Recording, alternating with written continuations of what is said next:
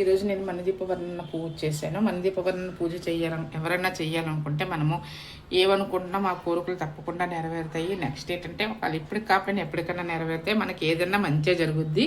పూజ చేయడం వల్ల నష్టమేమీ ఉండదు. ఇంకా నెక్స్ట్ ఏంటంటే మణిదీపవర్ణన మనకి మంచి పువ్వులు దొరికేటప్పుడు, ఏ పువ్వులైనా మనకి చక్కగా అందంగా కనిపించేటప్పుడు, అలాంటి పువ్వులు దొరికేటప్పుడు కరెక్ట్గా మనం మణిదీపవర్ణన పూజ చేసుకుంటే మనకు చాలా మంచి జరుగుద్ది. మనం అనుకున్న కోరిక తప్పకుండా నెరవేరుతుంది. ఈరోజు నాకు మల్లెపూలతో నేను మా మణిదీపవర్ణన పూజ చేశాను. అలాగే శ్రీచక్రమాత లలితాంబికాదేవి సహస్రనామాలు కూడా చదువుకున్నాను. ఈరోజు శనివారం కాబట్టి గోవిందనామాలు చదివాను. అలాగే ఎవరికి ఏది నచ్చితే అది చేసుకోవచ్చు. ఇది చదవాలని రూల్ ఏమీ లేదు. ఎవరికి ఒకళ్ళు ఎక్కువ చదవలేని వాళ్ళైనా ఒక మణిదీపవర్ణన ఒక్కడ చదువుకొని పూజ చేసుకోవచ్చు. చక్కగా పువ్వులు పెట్టుకొని ఏదో ఒక నైవేద్యం చేసుకోవచ్చు. చేసుకోకపోయినా పర్వాలేదు. ఏదో ఫ్రూట్ పెట్టేసినా పర్వాలేదు. పూజకి ఇదే పెట్టాలి అదే పెట్టాలని కాదు.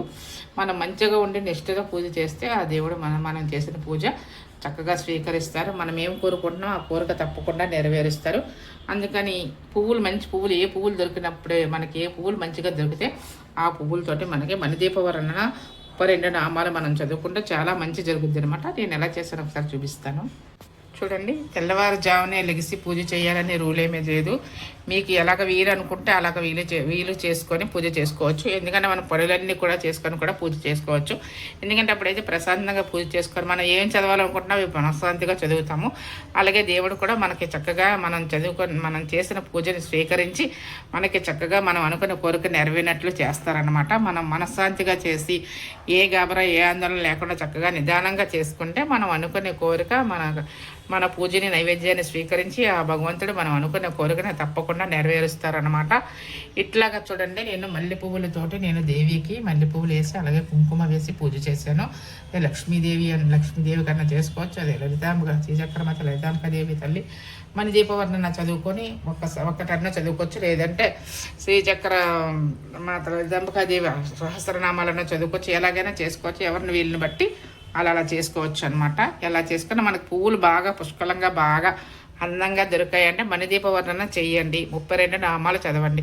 ఎక్కువ చదవకపోయినా పర్వాలేదు. ప్రసాదాలు ఎక్కువ పెట్టకపోయినా పర్వాలేదు. ఏ టైంలోనైనా చేసుకున్నా మన పూజను ఆ దేవుడు స్వీకరిస్తారు. మన నైవేద్యాన్ని స్వీకరిస్తారు. మనం అనుకున్న కోరిక ఇప్పుడు కాకపోయినా ఎప్పటికైనా మనం అనుకున్న కోరిక మనకు నెరవేరుస్తారు. ఆ దేవుడు మనకు మంచి అనేది చేస్తారు.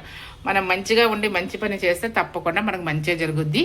ఇలా చెయ్యండి. చూడండి, చక్కగా ఇలా చేసుకుంటే ఇంకా నెక్స్ట్ ఏంటంటే నేను ఇట్లాగా